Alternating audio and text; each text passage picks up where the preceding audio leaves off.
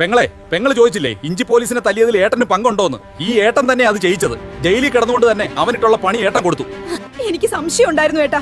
എന്നാലും ബജിയാങ്ങളയോട് പോലും എന്റെ സംശയം ഞാൻ പറഞ്ഞില്ല. പക്ഷെ എന്റെ ഏട്ടൻ ഇത് ചെയ്യില്ലെന്ന് വിശ്വസിക്കാനായിരുന്നു എനിക്കിഷ്ടം. തീരെ സഹികെട്ടിട്ട ഏട്ടൻ അത് ചെയ്തത്. ആ ഇഞ്ചി പോലീസ് ഏട്ടനെ ജയിലിൽ വെച്ച് മൃഗീയമായി തല്ലിച്ചതച്ചു. ചേട്ടനെ ഉപദ്രവിച്ചറിഞ്ഞാൽ നീ സഹിക്കില്ല. അവൻ ഏട്ടനെ ശരിക്കും ഉപദ്രവിച്ചു, അടിച്ച് ഇഞ്ചപ്പരുവാക്കി.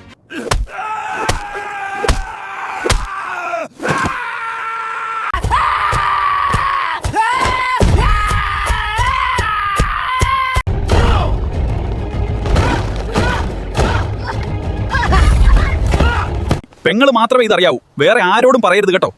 ആ ദുഷ്ടൻ ഇത്രയൊക്കെ ഏട്ടനെ ഉപദ്രവിച്ചിട്ടും ഏട്ടൻ എന്നോട് പറയാതിരുന്നത് എന്താ? ഇത് അറിഞ്ഞിരുന്നെങ്കിൽ ആ ഇഞ്ചി പോലീസിനുള്ള പണി ഞാൻ തന്നെ കൊടുത്തേനെ. ഏട്ടൻ നല്ല മുട്ടം പണിയാ തിരിച്ചു കൊടുത്തത്. ഏട്ടൻ പണി ഏൽപ്പിച്ച ആൾ ചില്ലറക്കാരനല്ല, ജഗജില്ലിയാണ് അവൻ. ജയിലിൽ വെച്ച് പരിചയപ്പെട്ടത് അവനെ. അവനെ കണ്ടാൽ തന്നെ ഒന്ന് പേടിക്കും. പക്ഷെ പളുങ്ക് മനസ്സാ അവൻ്റെത്. ഒരു പണി ഏൽപ്പിച്ചാൽ അവൻ നല്ല വൃത്തിക്ക് ചെയ്തോളും. അങ്ങനെയുള്ളവരുമായി എന്റെ ഏട്ടൻ കൂട്ടുകൂടരുത്. ഏട്ടന്റെ സവോള പെണ്ണിനെ ഏട്ടൻ ഓർക്കണം. ചെറിയ കാര്യം മതി, അവൾ തകരും. അടുത്ത എപ്പിസോഡിൽ അവനെ കാണിക്കാം. പക്ഷേ അവന്റെ ഗുണങ്ങൾ ഏട്ടൻ പറഞ്ഞു തരാം. അവനിൽ ധാരാളം കാർബോഹൈഡ്രേറ്റ് ഉള്ളതിനാൽ ശരീരത്തിന് വേഗത്തിൽ ഊർജ്ജം ലഭിക്കും.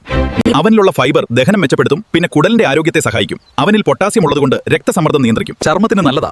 പിന്നെ ധാരാളം ആന്റി ഓക്സിഡന്റുകൾ ഉള്ളതുകൊണ്ട് പ്രതിരോധ ശക്തി വർദ്ധിപ്പിക്കും. അവന്റെ കേസ് എന്താ ഏട്ടാ? വല്ല കൊലപാതകയും മറ്റോ ആണോ? അവന്റെ ഭാര്യ വേറൊരുത്തന്റെ കൂടെ ഒളിച്ചോടിപ്പോയി. അവൻ അല്പം കുടിക്കും, അത് അവൾക്ക് ഇഷ്ടമല്ല. പക്ഷെ അവളെ കൊണ്ടുപോയവനിട്ടു അവൻ നല്ലപോലെ പിടച്ചു. അവര് കേസ് കൊടുത്തു, അങ്ങനെ അകത്തായതാ. എനിക്ക് മുമ്പേ അവൻ ശിക്ഷ കഴിഞ്ഞിറങ്ങി. അതാ ഞാൻ അവനെ പണിയേൽപ്പിച്ചത്. എന്തായാലും മോള് അടുത്ത എപ്പിസോഡ് വരെ ഒന്ന് വെയിറ്റ് ചെയ്യും. അവനെ കാണിച്ചു തരാം. ഇഞ്ചി പോലീസിനിട്ട് കൊടുത്ത കിടിലം പണി അവൻ തന്നെ പെങ്ക് പറഞ്ഞു തരും.